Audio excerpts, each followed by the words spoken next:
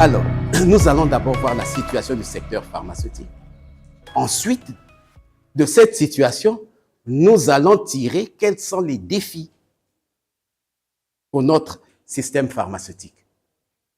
Et quand on aura eu les défis, on va regarder qu'est-ce qui peut nous aider à affronter ces défis, c'est-à-dire les opportunités.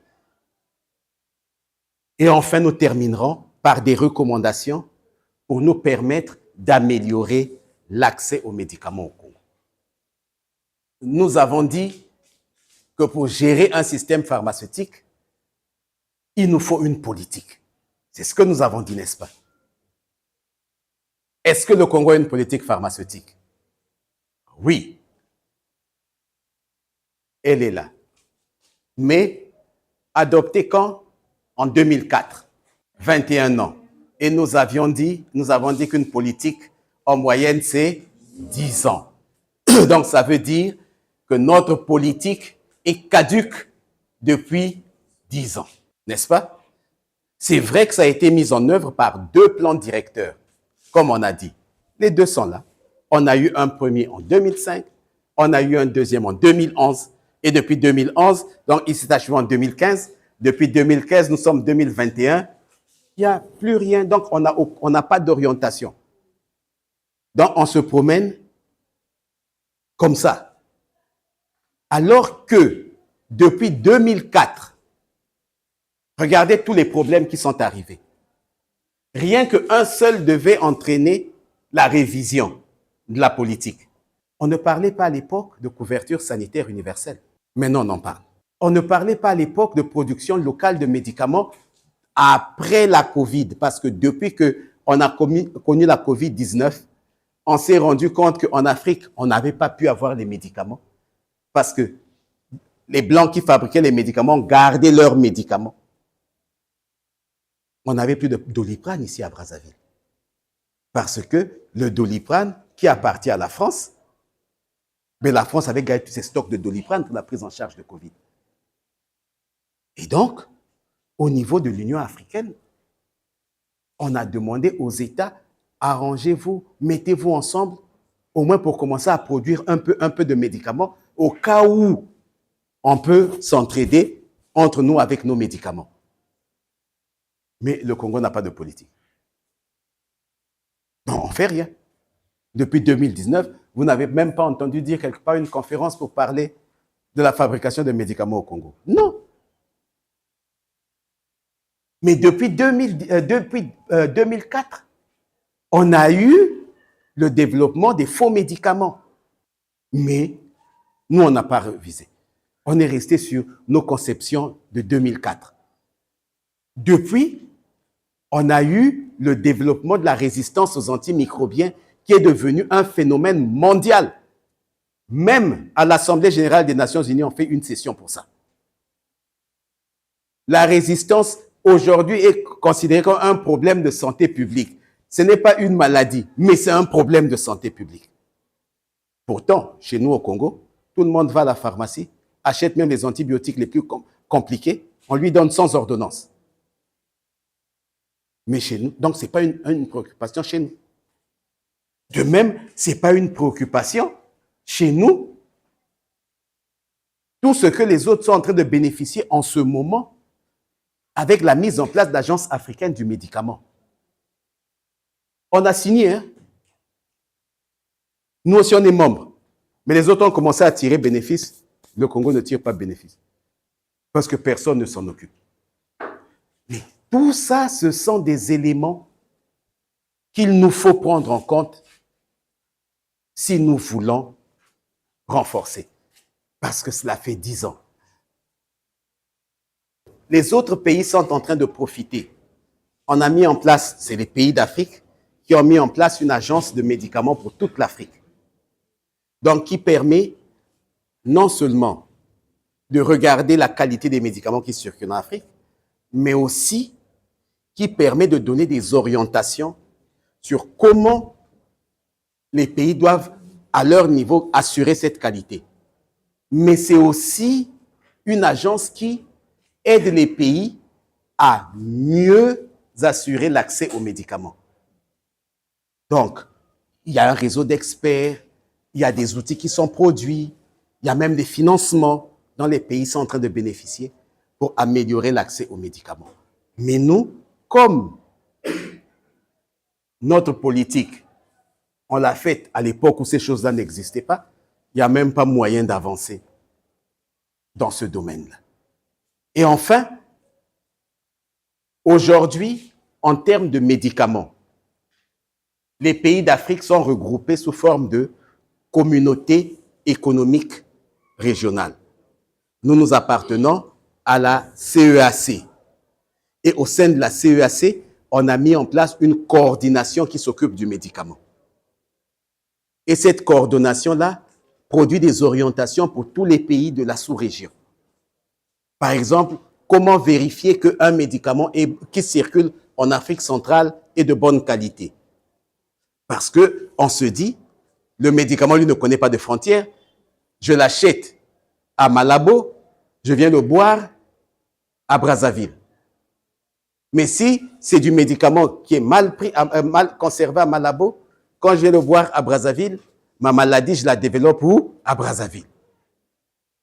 Et donc, on fonctionne maintenant comme ça. La SADC a sa communauté, l'Afrique de l'Ouest a sa communauté, EAC, la communauté est-africaine, également a sa communauté. Et nous avons l'OCEAC qui coordonne toutes ces activités-là. Voilà notre situation. Depuis bientôt 10 ans, nous n'avons plus d'orientation. Mais ça ne veut pas dire qu'il n'y a plus de médicaments dans le pays. Ça ne veut pas dire que tout est arrêté. Nous continuons à fonctionner même si les textes sont dépassés. Même si nous n'avons pas d'orientation actualisée, nous continuons à fonctionner. Et pour fonctionner, souvenez-vous, on vous a dit pour assurer la qualité, la première des choses, c'est qu'il fallait avoir des textes. Est-ce que le Congo a des textes? Oui, le Congo a des textes. Je vous ai mis là les lois qui encadrent le médicament au Congo. On en a 5, dont la première loi qui est celle de 1954. Ça fait combien d'années? Avant même que nous ne soyons indépendants. C'était une loi française. On peut dire, c'est celle-là la seule loi qui organise le fonctionnement de la pharmacie au Congo. Il n'y a pas d'autre. Parce que les autres que vous avez là, c'est le code de déontologie. Pour dire, c'est qui un pharmacien, qu'est-ce qu'il doit faire? C'est qui un préparateur, qu'est-ce qu'il doit faire? Ça, c'est la loi de 88. La loi de 92, c'est celle qui crée l'ordre des pharmaciens. La loi de 94, c'est la réglementation des prix. Ce n'est pas des prix de médicaments. C'est prix dans le commerce. Et enfin, peut-être la loi de 2010, qui, elle, autorise la substitution et le déconditionnement de médicaments. C'est la seule vraie loi congolaise qui concerne le médicament.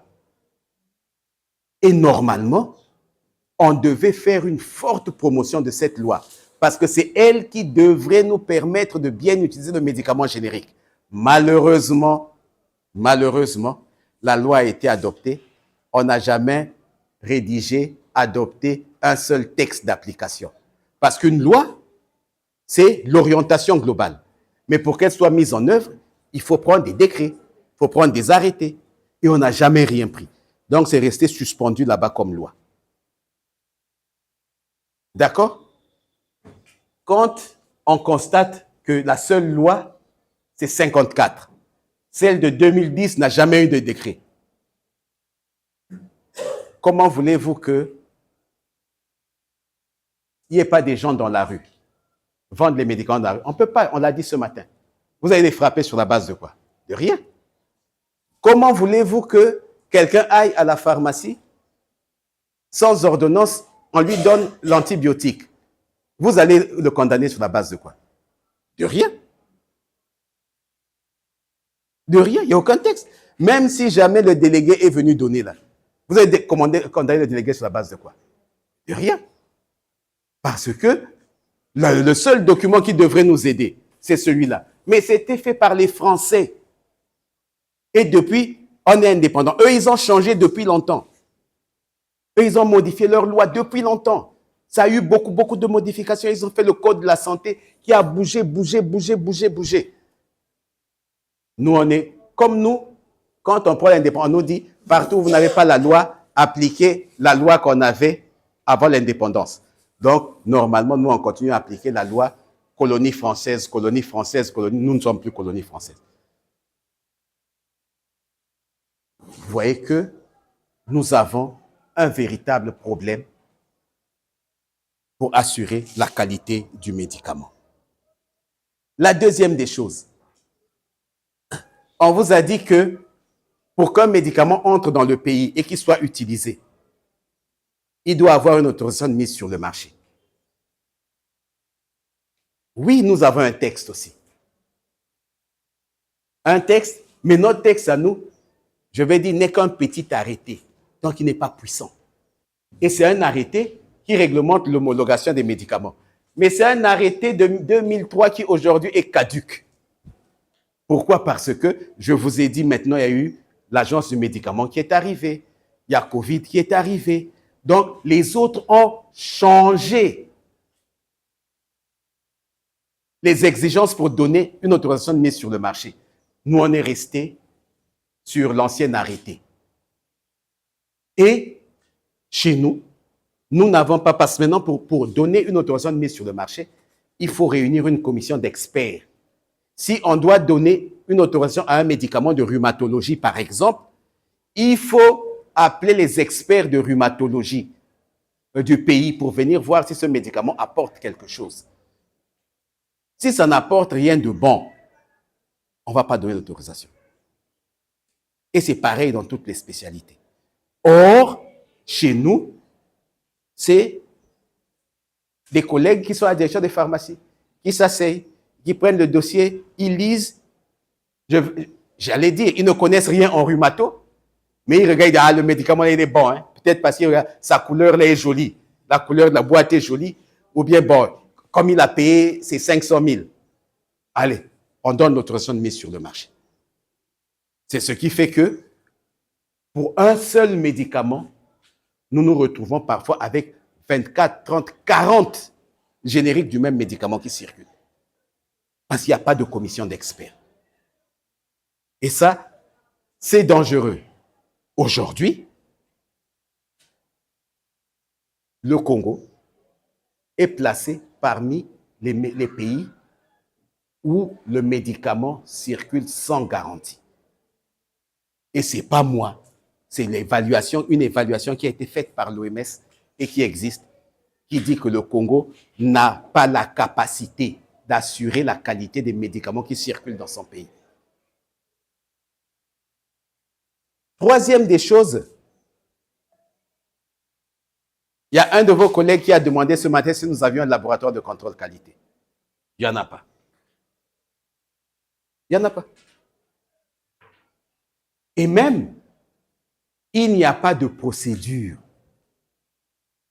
Même si on ne fait pas le contrôle qualité, on devrait au moins avoir des procédures pour dire, quand on constate que le médicament, par exemple, la boîte a tourné au rouge, il faut prendre, enlever, faire ceci.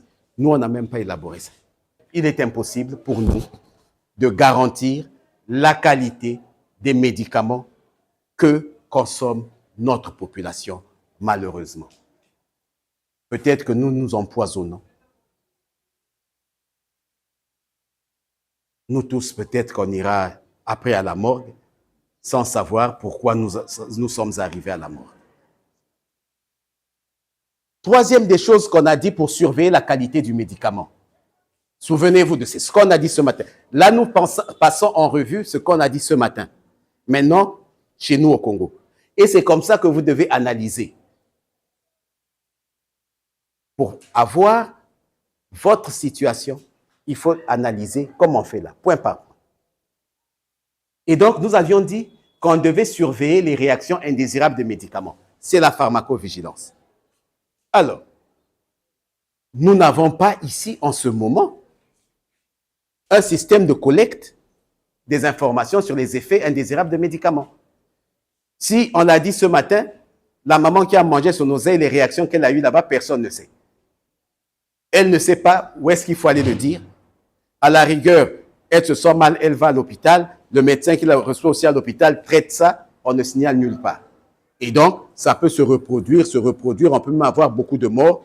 Il n'y a aucun système de collecte d'informations là-dessus.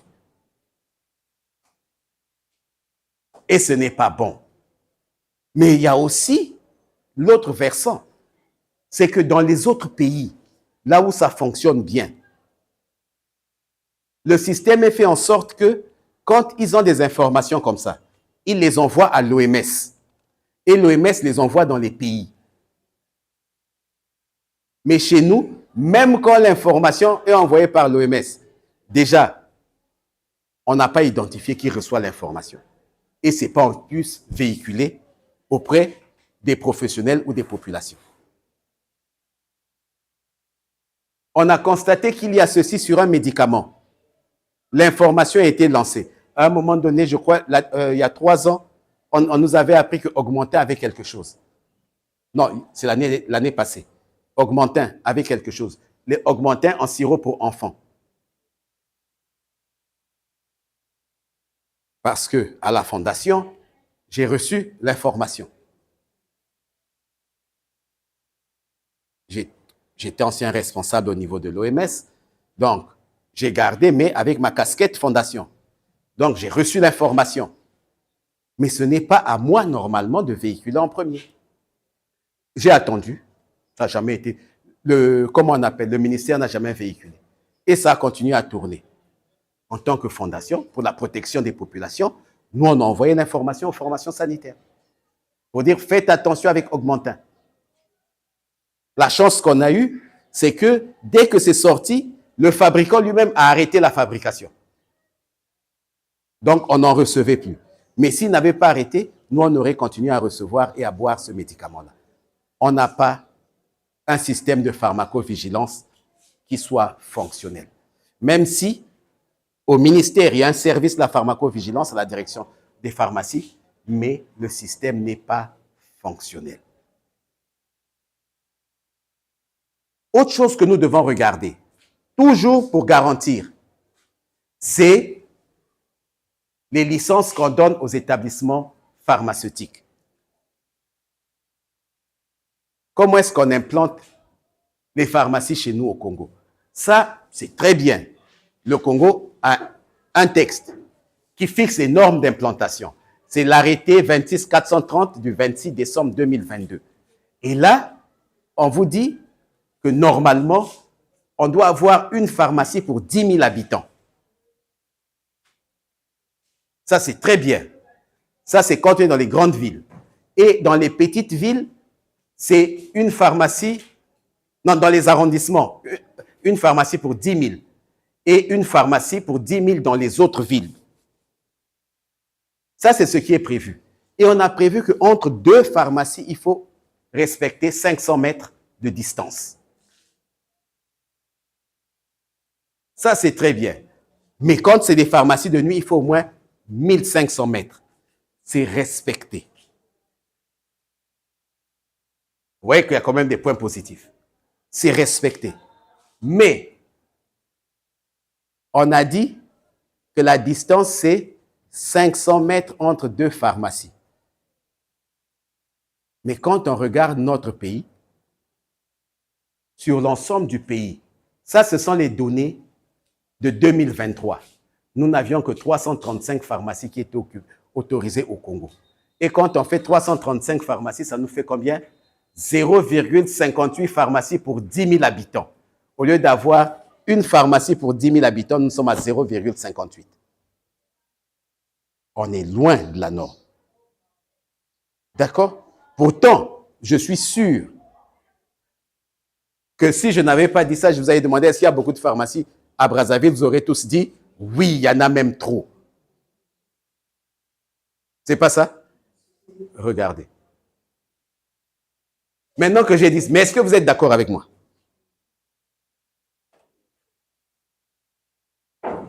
Est-ce que vous êtes d'accord avec moi? Comme je l'ai écrit dans un document, le Congo est un désert pharmaceutique. Est-ce que vous êtes d'accord avec moi? Il n'y a pas de pharmacie à Brazzaville. quand on sait que Brazzaville seul représente 74% des pharmacies du Congo. Il n'y a pas de pharmacie. Et si vous, maintenant, vous vous amusez, dépassez Kintélé, vous n'avez pas de vraie pharmacie. N'est-ce pas? Alors, cela a accès aux médicaments? Non. Mais je veux bien, vous avez dit, vous êtes parti à Bakongo. Vous avez trouvé 2 pharmacies qui n'ont pas 500 mètres. Pour quelle population? Parce que c'est sur le goudron, dès que vous entrez dans le quartier, il n'y a pas de pharmacie. N'est-ce pas?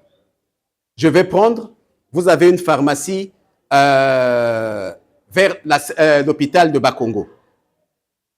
Je crois, à côté du PSP. Il y a une pharmacie là-bas. Quand vous continuez, vous avez une pharmacie au marché commission. Avant de virer, il y a une pharmacie. Voilà. 1, 2. Et au marché de commission, vous avez une pharmacie. C'est beaucoup, n'est-ce pas? Bon. Et quand vous êtes sur le goudron, allez maintenant dans Pissa jusqu'au fleuve. Est-ce que vous avez une pharmacie? Il n'y en a pas. Mais il y a beaucoup de population. Ça veut dire qu'eux tous doivent venir au goudron. N'est-ce pas? Alors, si vous dites entre votre virage et la pharmacie qui est au PSP, c'est trop proche, vous allez demander quoi? Qu'on déplace une pour respecter. Si on la déplace. Non, je dis on déplace une, je ne sais pas laquelle. On doit... Dans le marché total, il y a 2 pharmacies. Oui. Oui. Non, restons rien que sur là-bas. Il y a 2 pharmacies. On va déplacer une, n'est-ce pas? Mais est-ce que vous avez vu toute la population qu'il y a derrière? Jusqu'au fleuve là-bas. Il y a combien de personnes? Vous avez plus de 10 000 habitants. Mais le résultat, c'est lequel? C'est que tous doivent venir à cette pharmacie qui est au goudron. Le premier vient, il achète la boîte d'amoxicilline. Il est parti. Le deuxième vient à la boîte d'amoxicilline. Quand le troisième va arriver, il n'y aura plus d'amoxicilline. Il faudra qu'il aille où? À 1 kilomètre. Il vient de faire 5 kilomètres depuis son bord du fleuve jusqu'à la pharmacie. Il n'a pas trouvé, il faut qu'il ajoute.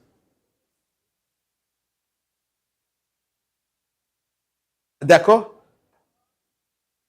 C'est pourquoi la réflexion qui doit être menée, c'est de dire, est-ce que quand vous allez faire votre inspection, vous devez regarder la distance entre 2 pharmacies ou l'offre en médicaments pour ces populations. Parce que ce que nous visons, c'est que les populations aient le médicament. Donc, plus nous raisonnons en distance, plus nous oublions la population.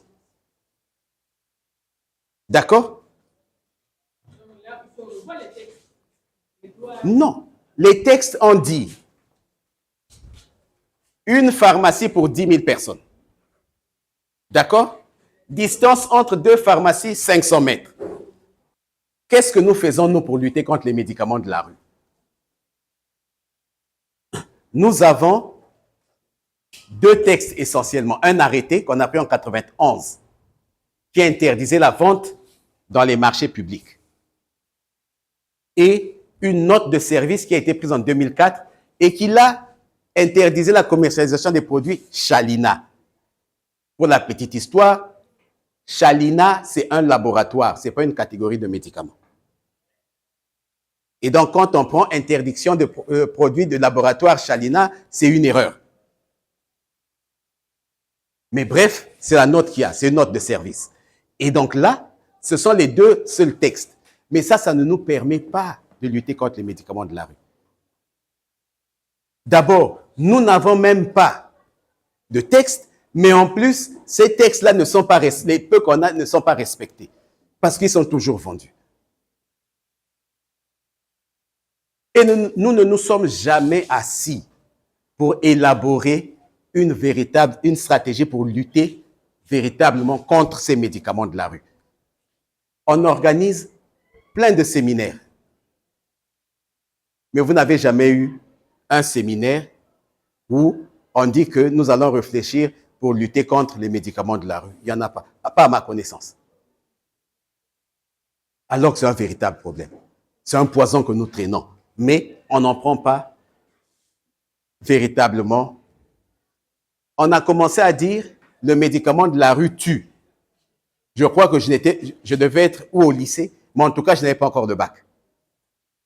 Quand on a commencé à dire le médicament de la rue tue. Mais j'ai fini tout mon cursus universitaire, j'ai fini tout mon cursus professionnel.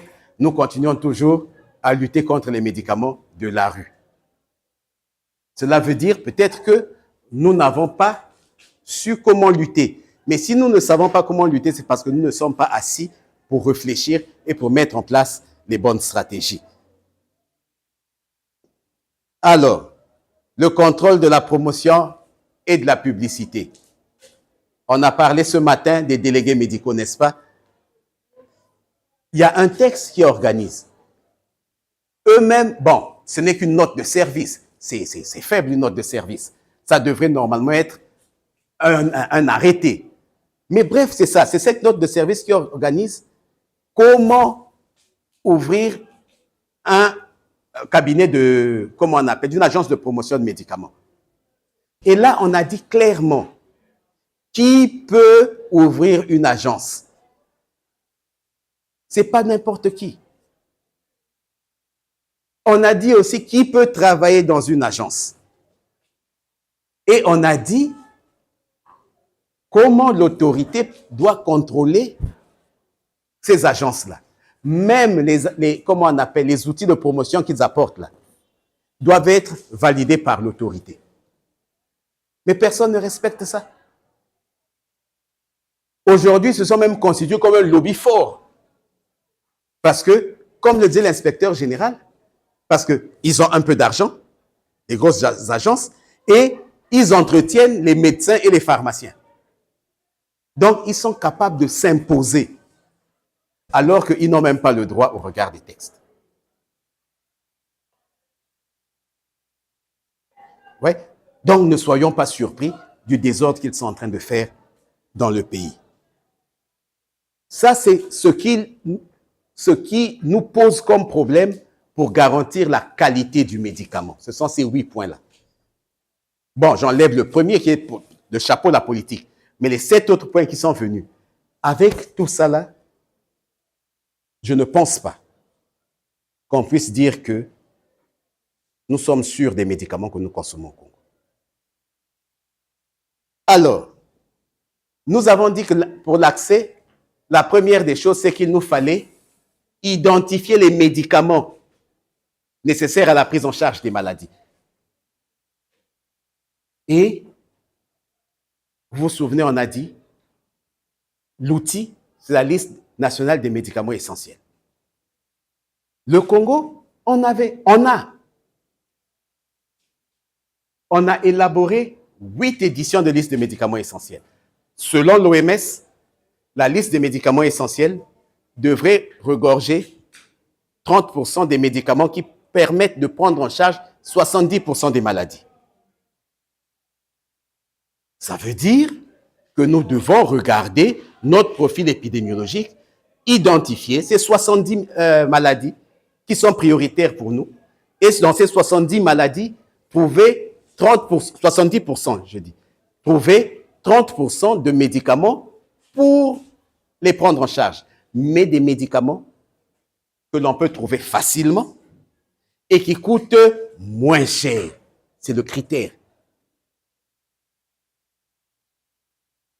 Et cette liste se révise tous les 2 ans, puisque, entre-temps, on peut avoir des variations au niveau réglementaire, c'est-à-dire qu'on a retiré tel médicament du marché, on a constaté ceci sur les médicaments, mais aussi, on peut avoir des variations épidémiologiques qui soient produites et que des maladies qui n'étaient pas prioritaires pour nous sont devenues prioritaires.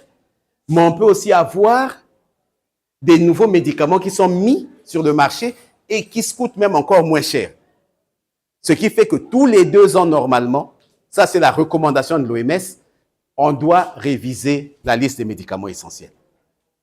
Notre liste des médicaments essentiels, celle qui est à la 8e édition, elle a été adoptée en 2019 avec 400 médicaments.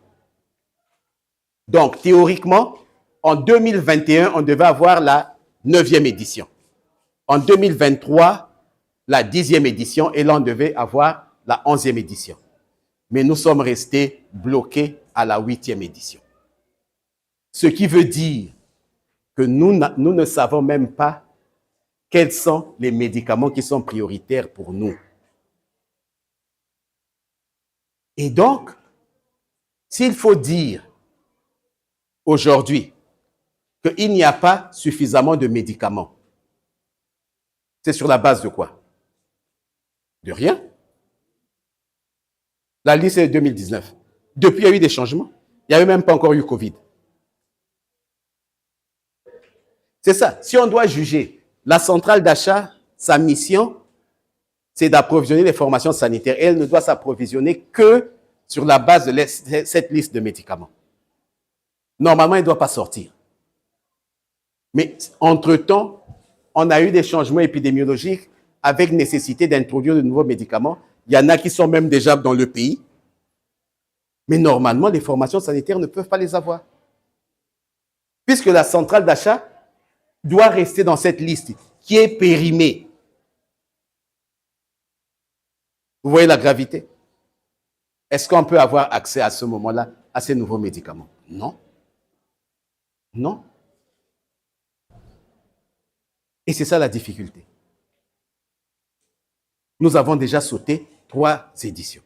Donc, si vous voulez, en tant que responsable, travailler sur l'amélioration de l'accès, la première des choses pour vous, ce serait de mettre à jour la liste nationale de médicaments essentiels. Si vous ne l'avez pas, ne parlez même pas d'accès. On l'a vu ce matin, c'est la première étape. C'est clair pour tous? Alors, la deuxième étape, c'est la quantification des médicaments.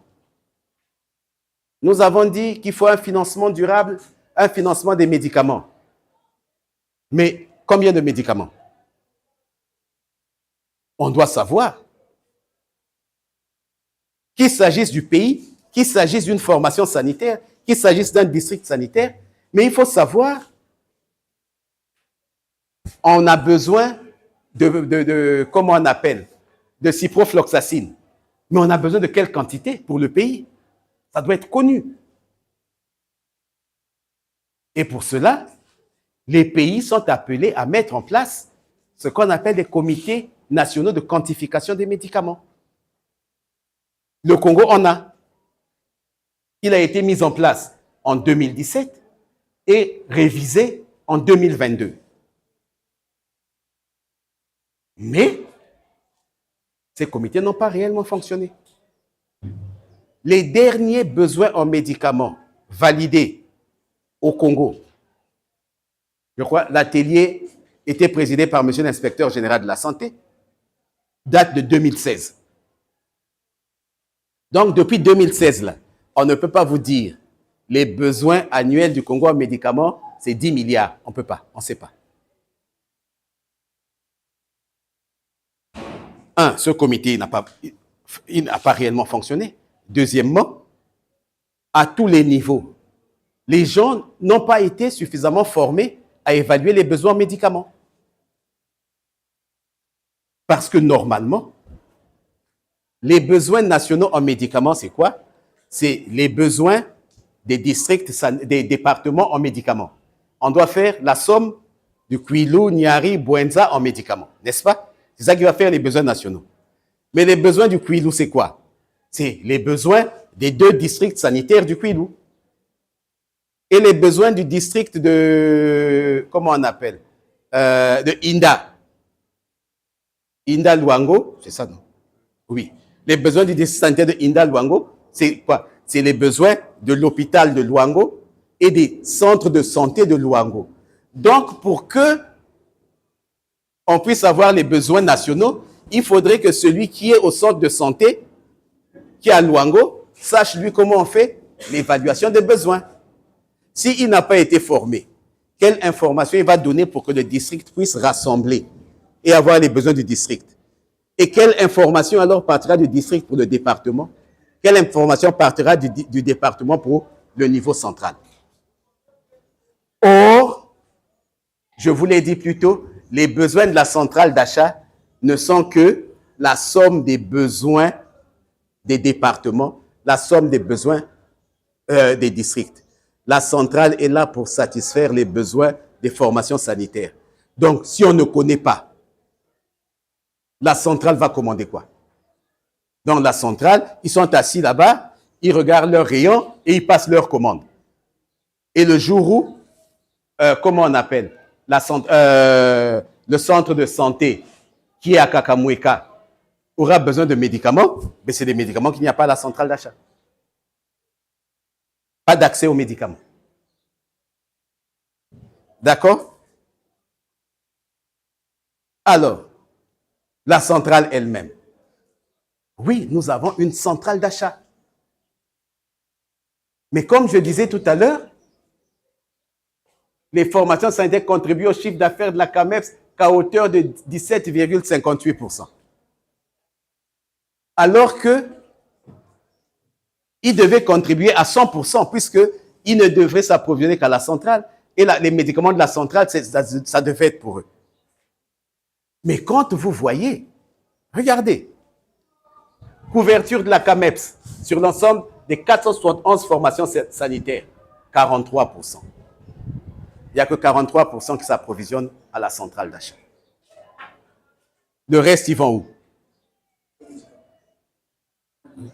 Ils vont dans les Banamananga, mais ils vont aussi dans les pharmacies privées, chez les grossistes privés.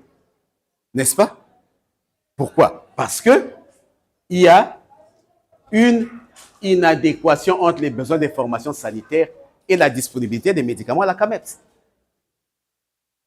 Une chose est sûre, c'est que le même médicament vendu à la CAMEPS et dans une pharmacie, même à Laborex, à CAMEPS, ça coûte moins cher. Mais si on va chercher ailleurs, c'est qu'on ne trouve pas ce médicament à la CAMEPS.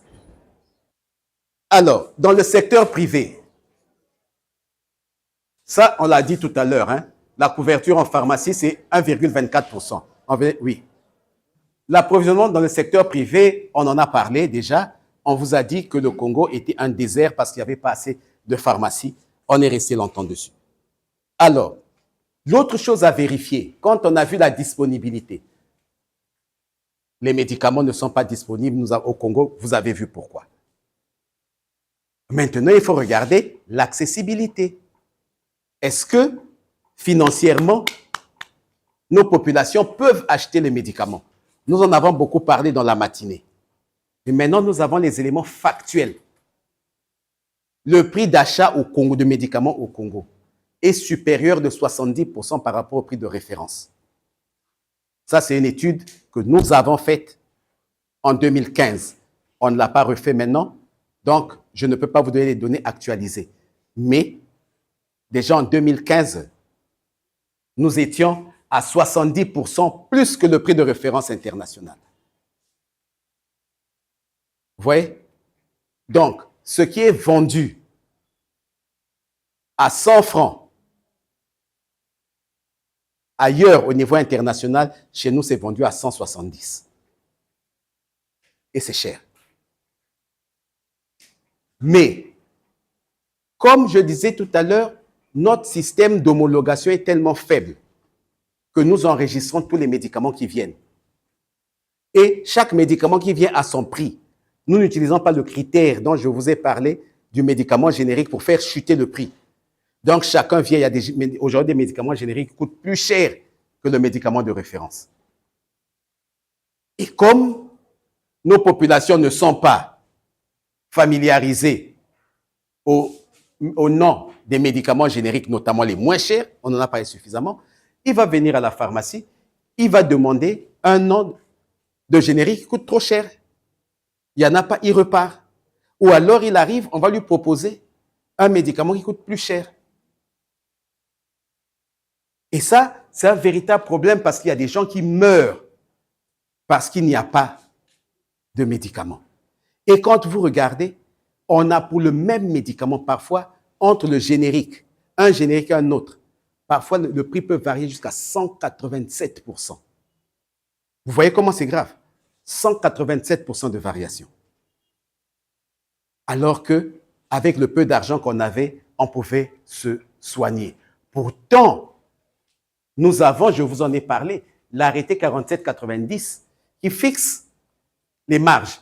Mais, je vous ai dit ce matin, ce n'est plus respecté depuis un moment.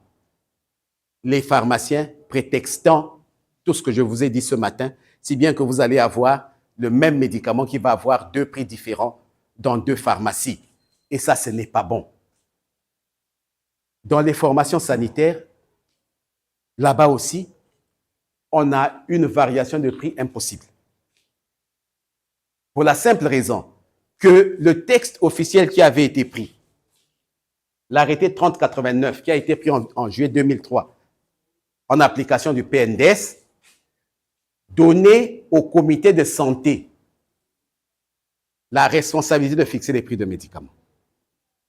Ça veut dire que le comité de santé du CSI de Plateau de 15 ans peut dire que nous, on va vendre le médicament à 100 francs, pendant que celui de Bicita va dire nous, on vend à 150. Ils seront dans le droit. Il y a un texte qui dit ça. Et malheureusement, si ce n'était que ça, mais à quoi on assiste?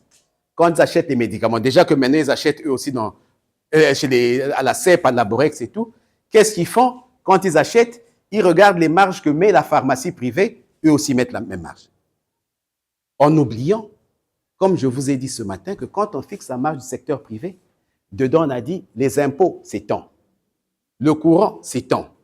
Or, eux, ils ne payent pas ça sur l'argent du médicament. Même les salaires, ils ne payent pas sur l'argent du médicament. Alors, comment justifier qu'eux aussi mettent la même marge que les pharmacies privées? Ça ne se justifie pas. Sinon que les comportements déviants. Mais ils ne sont pas blâmables. Ils ne sont pas blâmables, pourquoi? Parce qu'ils sont couverts ici par ça. Cet arrêté-là. Donc, le jour où vous allez, l'inspection va là-bas, si vous commencez à les blâmer, si c'est moi qui suis le directeur de l'hôpital, je vais dire, c'est mon comité de santé qui a dit que je dois mettre cette marge-là. Vous ne pourrez plus rien leur dire. Mais ça contribue à rendre le médicament financièrement inaccessible. D'accord? Parlons du financement. Oui, au Congo, ça, c'est pas moi. C'est les comptes nationaux de la santé. C'est pas moi qui ai écrit, moi, je n'ai fait que lire. Les comptes nationaux de la santé nous ont appris que c'est les populations, les ménages, qui mettent plus d'argent dans le médicament, plus que l'État même, à travers le recouvrement des coûts. Ça veut dire que le médicament coûte trop cher et donc ça contribue à appauvrir les ménages.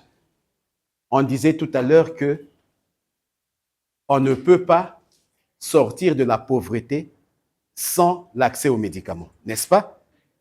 Les ODD. Mais malheureusement, chez nous, le médicament nous plonge dans la pauvreté.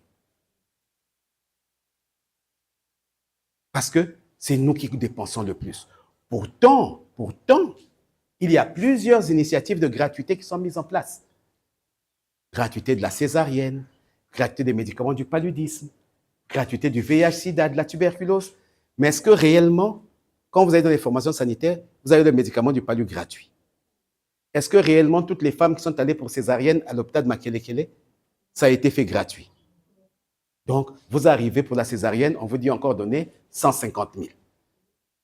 Ça veut dire que ces initiatives, parfois, ne sont pas réellement efficaces et ça n'aide pas la population.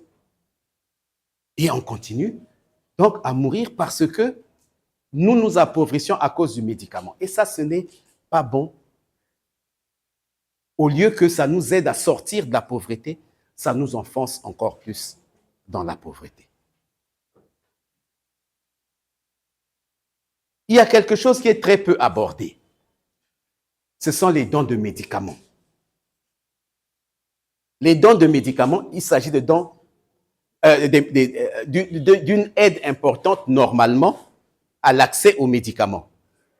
Mais faudrait-il encore que ce soit des médicaments dont on a besoin? Que ce sont des médicaments qui vont venir renforcer notre système pharmaceutique. Donc, le premier critère, il faut que ce soit des besoins que nous nous exprimons. Deuxième critère, il faut que ce soit des besoins qui correspondent à notre liste nationale de médicaments essentiels. Les médicaments qui sont utilisés donc chez nous. Mais si ce n'est pas respecté, celui qui nous donne des médicaments comme il veut, c'est lui qui décide. Quand ça vient de l'étranger, mais même nos propres députés, quand ils décident de faire un tour à, je ne sais pas moi, Garabizam, il dit achetez-moi des médicaments. Il vous prend des antihypertenseurs, il vous prend des anti-ceci, qui ne correspondent à rien. Il arrive là-bas, hop, il leur donne. Est-ce que c'est un don utile? Donc, au lieu de venir aider, il vient nous créer des problèmes. Parce que vous l'avez dit, après, quand vous allez passer, vous allez trouver que c'est des médicaments périmés, il faut chercher comment les détruire. Et ils n'ont pas d'argent pour amener au district. C'est ce que vous avez dit, non? Donc, on vous crée des problèmes. Le don qui devait vous aider vient plutôt vous créer des problèmes. Alors que le Congo a eu à adopter une charte des dons de médicaments qui existe et qui dit comment doivent se faire les dons de médicaments au Congo. Mais cette charte n'est plus vulgarisée. Personne n'en parle. Je suis sûr que... Vous savez que ça existait? Non. Pourtant, ça existe. Là, c'est petit. Mais là, c'est la signature du ministre. À l'époque, c'était Madame Émilienne Raoul. Celle qui a signé cette charte de dons de médicaments. Donc, comment les dons doivent se faire au Congo? Quels critères suivre? Mais ce n'est ni vulgarisé, ni encore moins appliqué. Donc, c'est celui qui donne, qui choisit ce qu'il veut donner, comme il veut donner, où il veut donner. Et vous êtes bien placé demain, puisque vous savez que ça existe, à exhumer, peut-être mettre à jour, s'il y a des dispositions qui sont dépassées, 2007 c'est vieux, qui sont dépassées, on peut remettre à jour, mettre à jour et faire appliquer. Le Congo faisait partie des premiers pays à avoir adopté ça dans la région africaine. Alors, nous allons voir demain les intervenants dans le système d'approvisionnement, avec leurs différents rôles. Mais il y a quelque chose d'important. C'est que tout ce que nous allons voir demain, là, qu'il s'agisse du gouvernement, qu'il s'agisse des ménages, des partenaires, de la CAMEP, centrale d'achat des grossistes privés, des districts sanitaires, des formations sanitaires et des dépôts et officines pharmaceutiques, tous ceux-là qui interviennent, il n'y a aucune coordination. Il n'y a pas de coordination. Il n'y a pas de cadre où on dit, venez, asseyons-nous pour voir comment on va faire pour améliorer la situation du médicament. Ça n'existe pas. Or, on vous a dit qu'un système, c'est un ensemble d'intervenants normalement et les interactions qu'il y a entre ces intervenants. Donc, nous avons des intervenants, mais comme il n'y a pas d'interaction entre ces intervenants-là, est-ce qu'on peut parler de système pharmaceutique? Au Congo, il n'y a pas de système pharmaceutique. Est-ce que vous voyez? Si on vous demande aujourd'hui, est-ce que nous avons un système pharmaceutique au Congo? Moi, je dirais non. Il n'y en a pas. La preuve, si on me dit oui, la première question que je vais poser, c'est ça. Alors, quelles sont les statistiques de consommation? Puisque le système a pour objectif de favoriser l'accès, ça veut dire que, quelque part, on doit savoir qu'au Congo, on consomme des médicaments pour 1 milliard. C'est-à-dire, dans le secteur privés, dans nos pharmacies, voilà combien de médicaments on vend. Dans le secteur public, les hôpitaux, voilà combien on vend. Mais aussi dans les secteurs, comment on appelle, confessionnels, voilà comment on vend. Eni Total, combien ils sortent des médicaments. Et c'est ça qui nous permet de connaître quelle est la consommation des médicaments au Congo. Plusieurs fois, même le ministère du Plan a eu à nous interroger pour dire est-ce que vous avez une idée? Parce que c'est une donnée importante, même dans la planification du pays. Une donnée importante. Est-ce que vous avez une idée sur la consommation? Je dis, à moins d'être magicien, sinon on va aller chercher ça où? Parce que si je m'assois, je dis, je vais voir combien la CAMEPS a consommé de médicaments. Mais est-ce que toutes les formations sanitaires prennent à la CAMEPS? Non. Donc, je ne peux même pas gérer pour le public. Je ne vais pas gérer pour le public. Je vais aller prendre où? Chez les privés. Ça veut dire qu'il faut que je prenne chaque privé. Mais moi, en tant que qui? Quand je vais aller demander au privé, il va dire, ah, celui-là, s'il sait combien on a vendu de médicaments, il va calculer et il va dire aux impôts, on va nous faire un redressement fiscal. Ils ne me donneront jamais les statistiques. D'accord?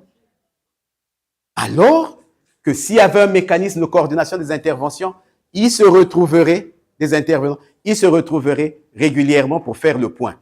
Et on saurait, ici on consomme tant, ici on consomme tant, puisque dans le mécanisme, les grossistes sont là. Ils diraient combien. Dans le mécanisme, les partenaires, il y a des médicaments que UNICEF a apportés, que UNFPA a apportés. Mais il faut bien qu'on sache combien ça fait. S'il n'y a pas ce mécanisme-là, il n'y a pas de système. Alors, on va regarder quelques aspects qui ne sont pas vraiment développés chez nous, à savoir déjà la production locale des médicaments. On en a parlé ce matin. Après Covid, on a demandé au pays de mettre en place une production locale. Nous, rien n'a été fait. On n'a rien. Même le laboratoire BioCare qui produisait des solutés massifs, je crois qu'en ce moment, ils ne produisent plus. Ils sont fermés.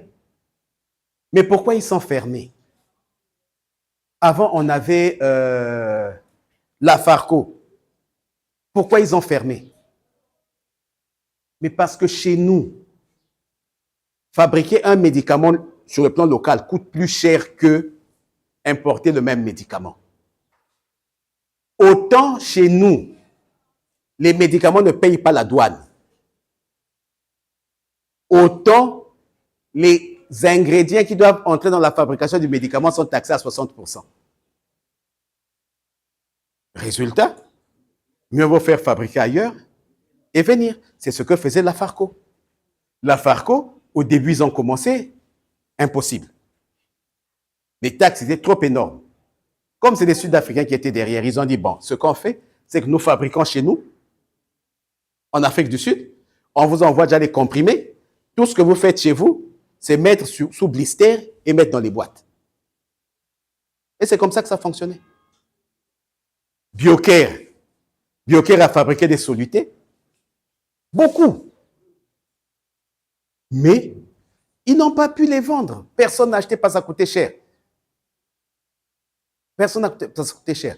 Et l'inspection générale de la santé, et nous n'avons pas mis une politique pour encourager justement la production locale des médicaments.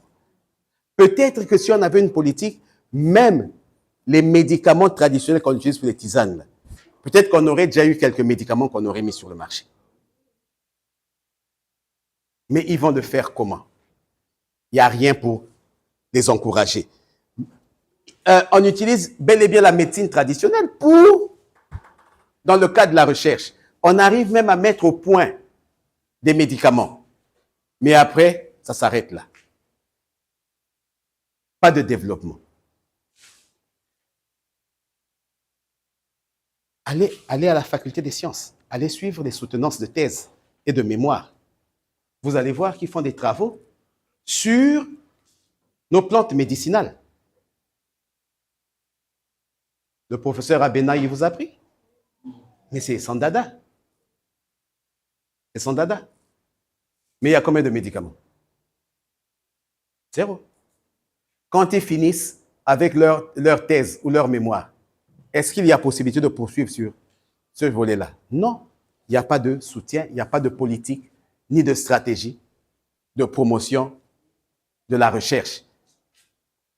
C'est valable pour le médicament, mais c'est valable aussi pour les autres secteurs de la santé. Il n'y a pas une vraie politique de promotion de la recherche au Congo. Et ça, c'est dommage parce qu'on a le patrimoine nécessaire pour réaliser des grandes choses. Alors, regardez, on n'a pas de faculté de pharmacie. À l'origine, quand on a créé cet établissement, l'INSA, il était prévu de développer une filière pharmacie. Jusqu'à ce jour. Et du coup, tous les pharmaciens que nous avons ont été formés à l'étranger. Mais maintenant que l'État ne peut plus payer les bourses, donc il est difficile d'aller faire des études de pharmacie à l'étranger et revenir. Ce qui fait qu'il nous manque des pharmaciens. Et il faut donc adapter notre système de santé, notre système à ce manque de pharmaciens.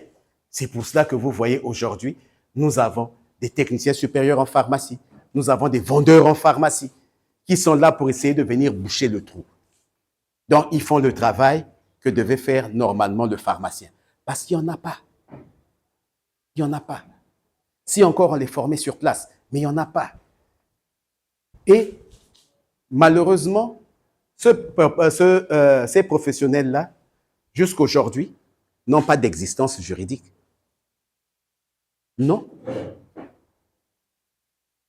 On a le médicament qui est le médicament de Banamanganga, mais on a aussi des agents de pharmacie qui sont, je ne sais pas comment il faut les appeler, parce qu'ils n'ont pas d'exigence. Mais c'est eux qui sont en train de gérer les pharmacies dans nos formations sanitaires. Parce qu'il n'y a personne d'autre. Et ça, c'est un véritable problème. Nous avons aussi des pharmaciens qui sortent, mais qui sortent de plusieurs origines.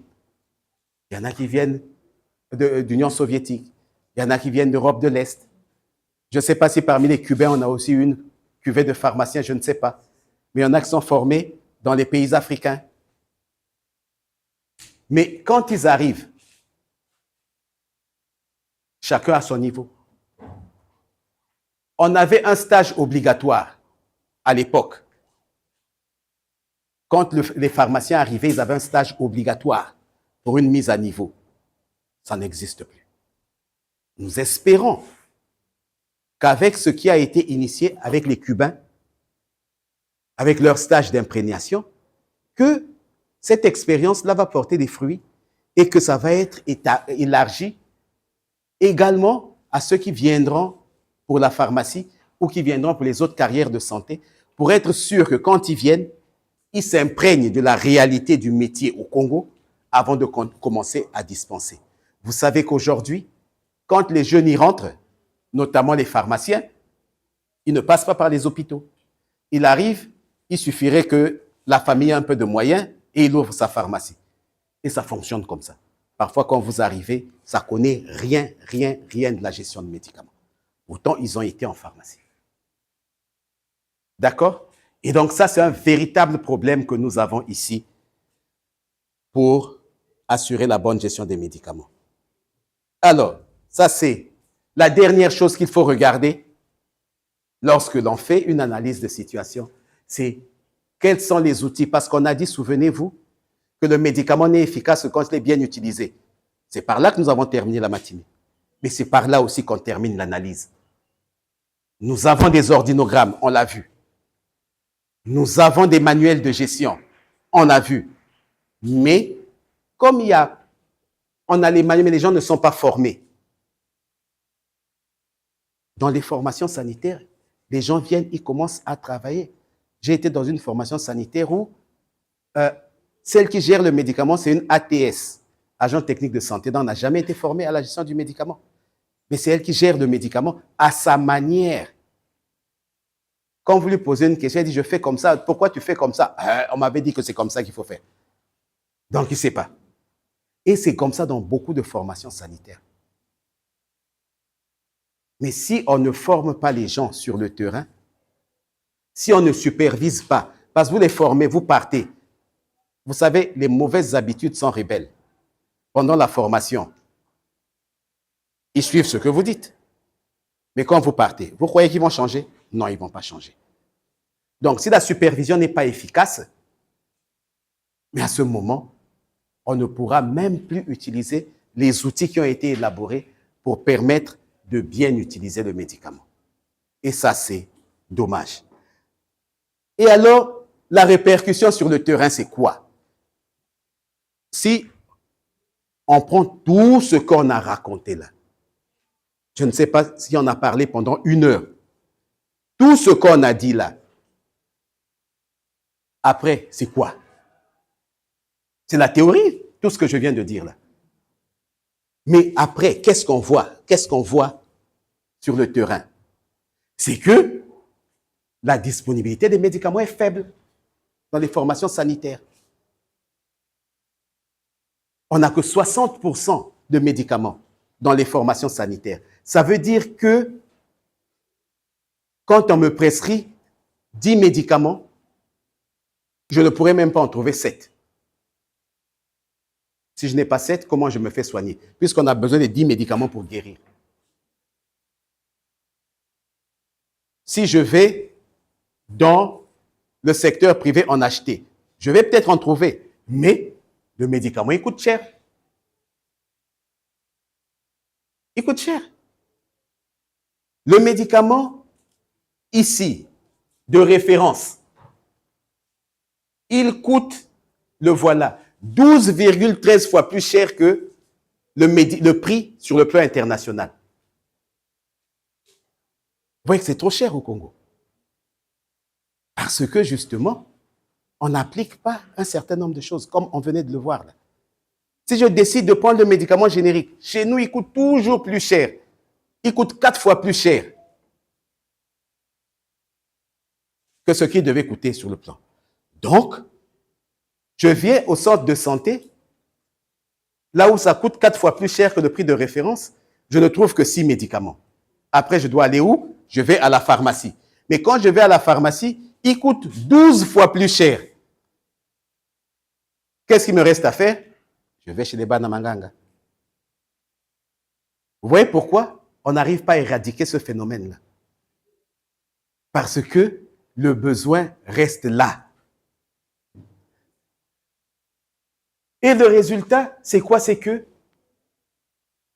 les ruptures en médicaments dans nos formations sanitaires sont énormes. Alors que je vous ai dit qu'une rupture est une atteinte aux droits de l'homme. Mais chez nous, vous avez 78 jours par an. Ça, c'est la moyenne pour la rupture d'un médicament. 78 jours, ça fait 2 mois et demi. Donc, imaginez qu'un médicament dont on a besoin, Panadol Extra, vous allez tourner pendant 2 mois et demi, Panadol n'est pas revenu. C'est une véritable atteinte à vos droits, puisque vous avez besoin de ce médicament. Et enfin, la part du médicament reste importante, 17% dans les dépenses de santé. Ça, c'est ce que moi je mets pour prendre en charge ma santé. 17%. Donc le médicament reste un véritable facteur d'appauvrissement des ménages. Voilà la conclusion que l'on peut tirer de la situation du médicament dans notre pays. Je vous laisse commenter avant qu'on poursuive.